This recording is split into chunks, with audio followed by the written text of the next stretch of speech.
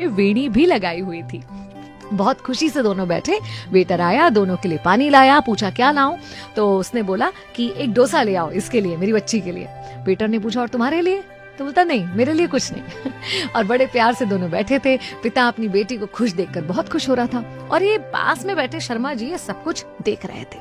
इतने में थोड़ी देर में उस व्यक्ति का फोन बजता है, कोई पुराना छोटा सा फोन, वो बजता है, उसका फोन उठाता है। अपने मित्र को बहुत उत्साह से बता रहा था कि अरे होटल आया हूँ बिटिया को लेकर, आज इसका जन्मदिन है ना, और मैंने इससे वादा भी तो किया था कि अगर तुम क्लास में पहला नंबर आओगी तो मैं होटल में ले जाकर डोसा खिलाऊंगा, तो बस होटल आया हूँ उसको डोसा खिलाने।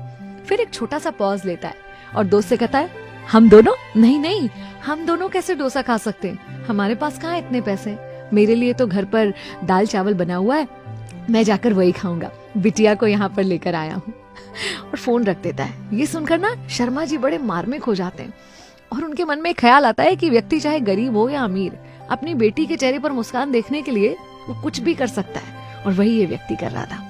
शर्मा जी अपने चाय के पैसे देने काउंटर पे जाते हैं तो साथ में 2 डोसे के भी पैसे देते हैं और होटल के मैनेजर से कहते हैं कि उस सज्जन के लिए 1 डोसा और ले जाओ, दोनों डोसास का बिल मेरी तरफ से। उन्हें बताना मत कि ये इस तरह से हम उन्हें मुफ्त में दे रहे हैं, बल्कि उन्हें कहना कि बिटिया के प्रथम आने पर, उसके जन्मदिन पर होटल की तरफ से उसके लिए इनाम है, और बिटिया को आशीर्वाद देना कि आगे और अच्छा पढ़े।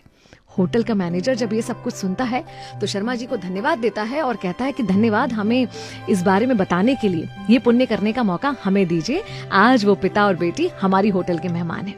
वेटर जब दूसरा डोसा लेकर पहुंचता है, साथ में मैनेजर भी जाता है, तो ये आदमी हड़बड़ा जाता है, बोलता नहीं नहीं हमने 2 डोसे ऑर्डर नहीं करे, हमने तो एक ही ऑर्डर करा था।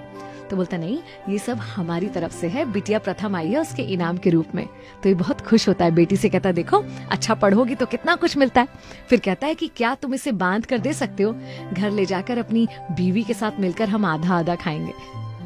उसका मैनेजर कहता है कि बिल्कुल चिंता मत कीजिए, ये आप यहीं खा लीजिए, आपके घर के लिए 3 और डोसा और साथ में कुछ मिठाई के डब्बे बांध दिए हैं, घर जाकर बिटिया का जन्मदिन धूमधाम से मनाइएगा और मिठाइयाँ इतनी हैं कि सारे पड़ोसियों को भी खिलाइएगा। ये सब कुछ शर्मा जी बाहर खड़े होकर देख रहे थे और बहुत प्रसन्न हो रहे थे कि क्योंकि उनके मन में एक अच्छा विचार आया, किसी का भला करने की सोच आई, और उसका परिणाम देखिए, सामने वाले ने उनकी सोच से भी ज्यादा कर दिया। अगर हम बोलते हैं ना कि आसपास अच्छाई खत्म हो रही है, तो कहीं ना कहीं इस अच्छी सोच का बीज है जो खत्म हो रहा है। क्यों ना ये बीज हम अपने अंदर ही पैदा करें और उसकी फसल आसपास लहलहाती हुई देखें। मैं भी नहीं आपके साथ, चलो आज कुछ अच्छा सुनते हैं।